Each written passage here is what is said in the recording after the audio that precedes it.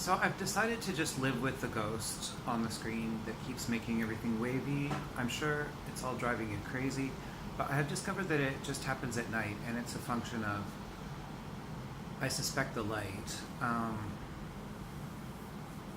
We could say that, it's supernatural, but I doubt it, honestly, because it seems to be doing it quite consistently.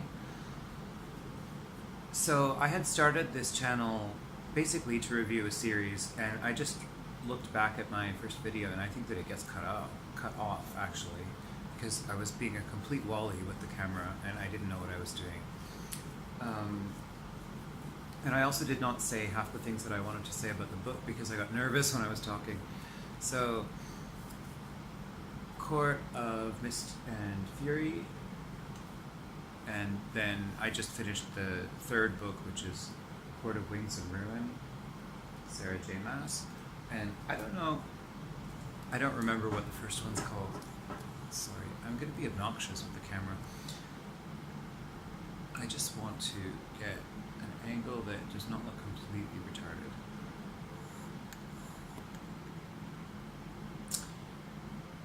So she starts the second book in a bathroom.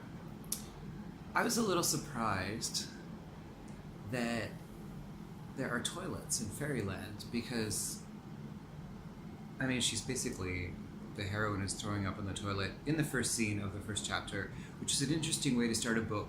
I'm kind of surprised that her editor and the marketing team weren't like, maybe don't start the book with that scene, but they did.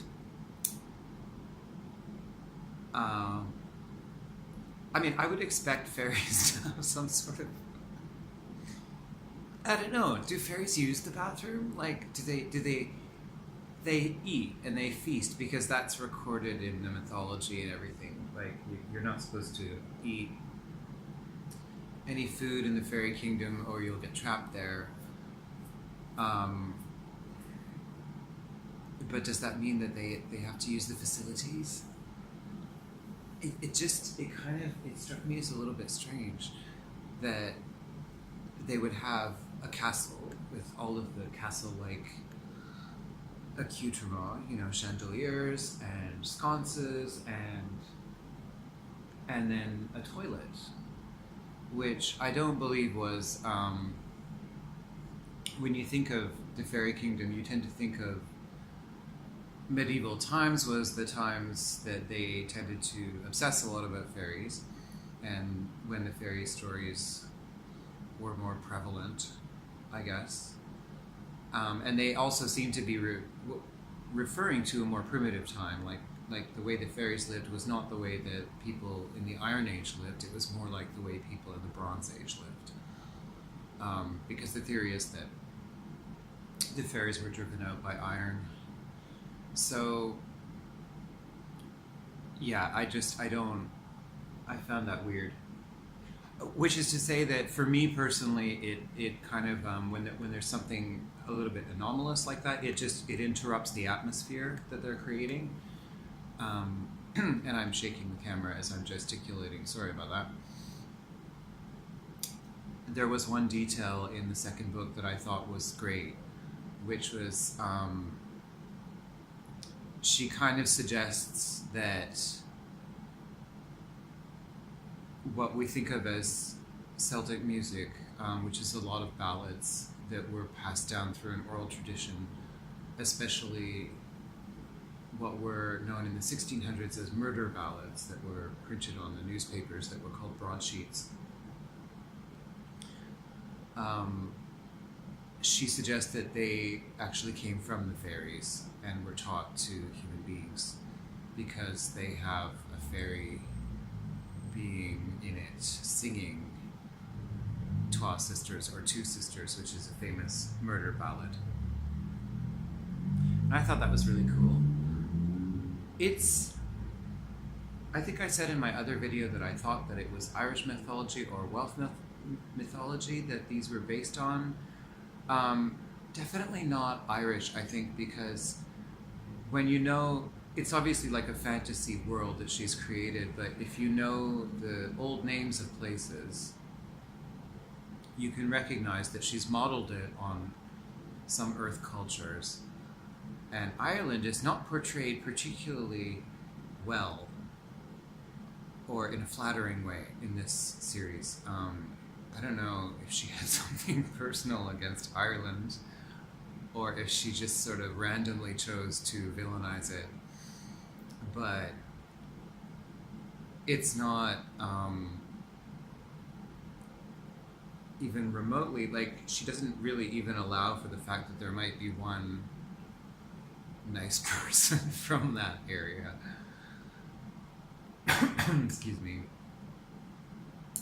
Which was a little surprising also because it's a fairy book, and I believe that Ireland is one of the most pro-fairy nations, I guess you could say. Like, they're, even though Irish people, north and south, tend to be stout Christians nowadays,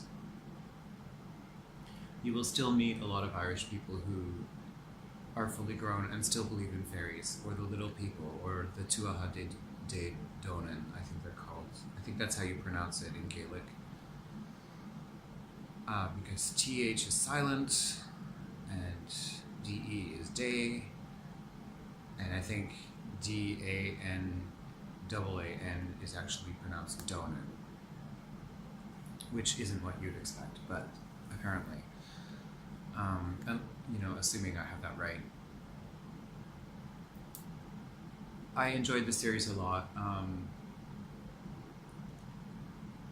It was entertaining, and I enjoyed the kind of powerful characters that she created and all the powers that they had, and I felt that she wasn't too lazy about doing things consistently. I know that I sometimes have a huge issue with fantasy and science fiction when people,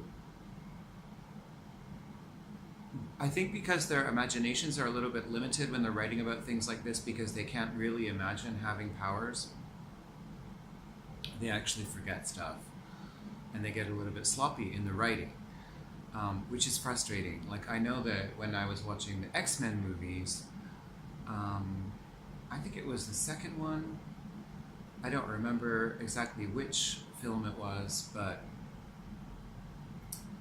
there was, at the end of the film, there was going to be a huge flood, and to me it seemed perfectly obvious that Iceman, who was with the two main characters, could have frozen it very easily, and but because he wasn't a main character, they had the heroine who was, she was the one who operated Cerebrum, or whatever it was called.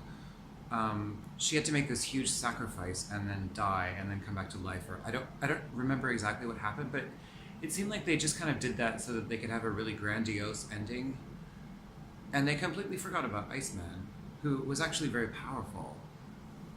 But he wasn't a main character, and he was sort of a young demi-hero, so they didn't use him in that. But I think that they should have at least had him, try and fail just for consistency in the plot. Like, I hate when they leave stuff like that. That has nothing to do with this series. I think there might have been like one or two things like that bugged me, but not in a really big way. And I kept watching because I was noticing there was potential. There was potential for her to leave some loose ends that were gonna bug me, or like contradictions. But she didn't. There was a little bit something like that. Like, she did have one of the main characters do something really big at the end, which seemed unnecessary, and it wasn't totally explained why she did that. But if you read them, you'll get it. But I mean, mainly I made this video because I wanted to talk about Ireland and the fact that I thought that it was unfairly treated in this series, actually. I mean, it's kind of funny, but it's also a little bit like you're writing a fairy story and trashing Ireland in the same book, which seems, I don't know, it's kind of like, It's like writing a Hindu epic and trashing India. I mean, I guess which is possible if you were doing it from the Khmer perspective, you could do that. But it was imaginative. It surprised me that she did that, and I didn't totally dislike it. But I actually felt like I would have liked to have spent more time in the version of Ireland that she called it Highburn, which is like Hibernia, which is what Ireland used to be called. It's what the Romans referred to Ireland as, and I feel like she didn't really explore it enough because it was just villainized, and then it was just this vague kind of threat, menace in the distance. And but other than that, it was a very good series. And I wanted to make this video before I got too much into my new book, which is called The Pendulum Sun. I'm holding it in front of my face. I don't know if you can see that. I bought it for the cover art, which is usually a bad idea. I have read many books that I thought the cover art looked really cool, and I did not enjoy the books. I did not enjoy Foxwoman, which had beautiful cover art. I did not enjoy Witchstorm.